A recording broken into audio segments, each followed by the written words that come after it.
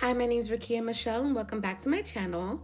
So before Instagram, before TikTok, before the Baddie label was even a thing, there was already a blueprint.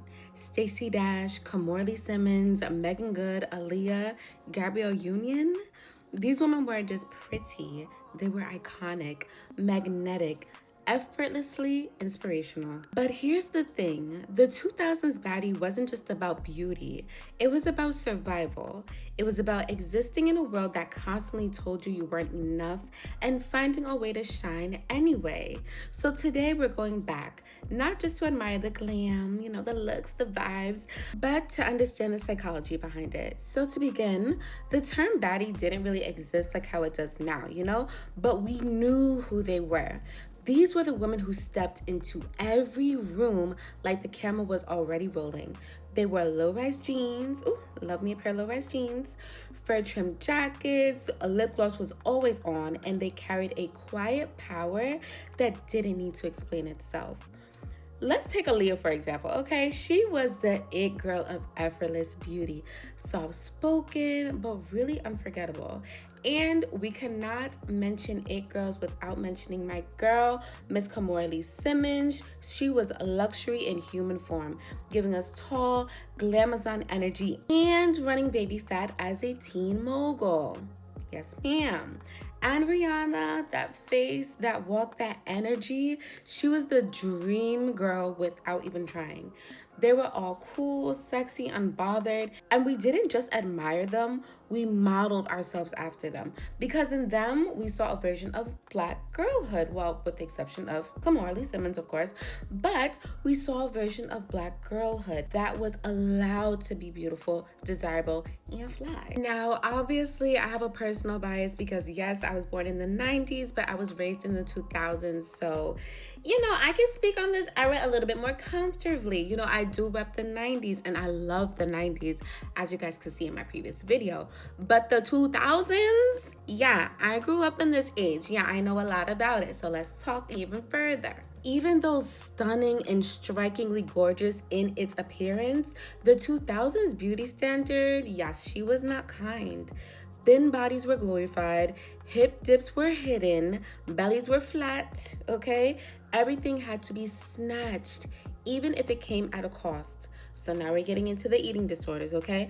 They were quietly common, but rarely talked about. Whether it was a crash diet, waist trainers, Weight Watchers, or just drink water and skip dinner, the pressure to shrink yourself was everywhere. Literally everywhere. I remember myself as a kid in Weight Watchers meetings, okay? I know the toll that eating and what you ate had on the 2000s. And if you didn't look like the video vixens, long hair, clear skin, a Coke bottle shape, perfect brows, you were quote unquote cute, but not that girl. And what made it worse was that these standards weren't always created with us in mind. So colorism ran very deep in this era. Light skin, looser curls, and a certain facial feature were more likely to be cast as the love interest, the girlfriend, and the dream.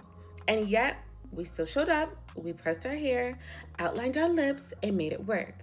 Because in that era, beauty meant access. It meant safety.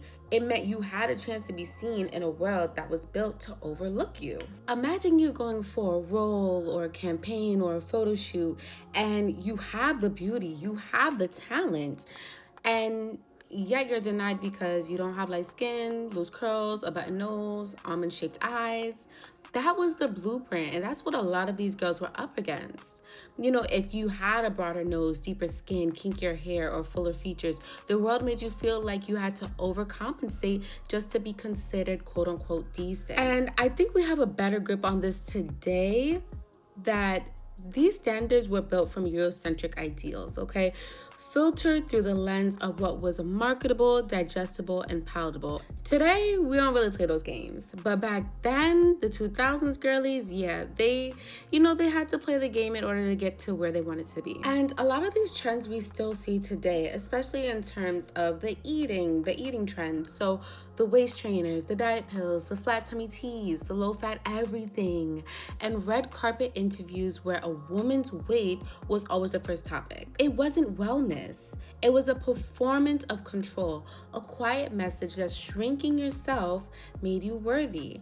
And for a lot of Black girls, that message hit even harder because we weren't just trying to be thin, we were trying to be accepted.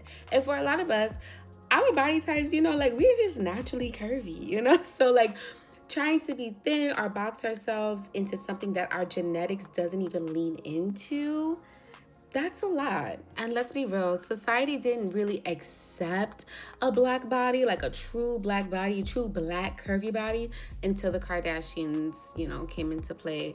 And Kim got all this surgery and she made it a vibe. And then, yeah, you guys know the story. But in totality, the 2000s was basically about being that girl, okay? Spotlight on you. You had a strut. All the girls had a strut. They all wore fur, pink, bedazzled glasses. Like, everybody was making a statement. And what we didn't realize back then is that we were watching performative perfection. A whole generation of girls was learning how to pose through the pressure. We were learning to wear confidence like armor because vulnerability didn't feel safe. These women weren't just beautiful, they were surviving in public, teaching us how to perform poise, even when everything was falling apart behind the scenes. And for many of us, that performance followed us into adulthood. Y'all think that we strive for perfection on Instagram and TikTok and Facebook? You think that stemmed from thin air? No. It stemmed from the 2000s, the MySpace days. Y'all know what I'm talking about. That performative perfection, yeah, it followed us into adulthood. It followed us into our Instagram feeds, our soft life Pinterest boards, our That Girl TikToks. Yeah. We took what we saw, the curated confidence, the glam, the cool girl detachment, and we digitized it. Perfect post, perfect skin, perfect aesthetics, all while still quietly battling burnout, anxiety, grief, and pressure. And the irony and the very thing those 2000s baddies had to do to survive in their era, we're still doing now. Only now we call it content, right? Yeah. But slowly, we're waking up. We're realizing that we don't have to perform to be seen. That softness is not weakness, that crying on our couch is just as valid as flexing on our story. The difference is they didn't have the luxury of being vulnerable. We do now. And maybe the most powerful thing we can do today is not perfect the performance, but stop performing at all. Food for thought. So now let's compare the 2000s baddies to today's baddies, because I love compare and contrast, okay?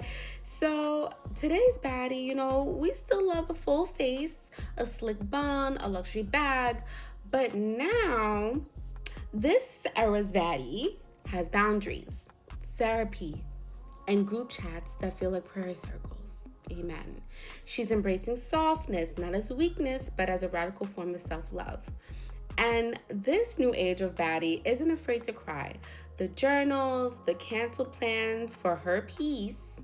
Yeah, that's me, actually, yeah. And most importantly, she knows her worth doesn't rely on male validation, Eurocentric standards, or social media numbers. Well, that's up for debate. But, we've come far. We've come a long way.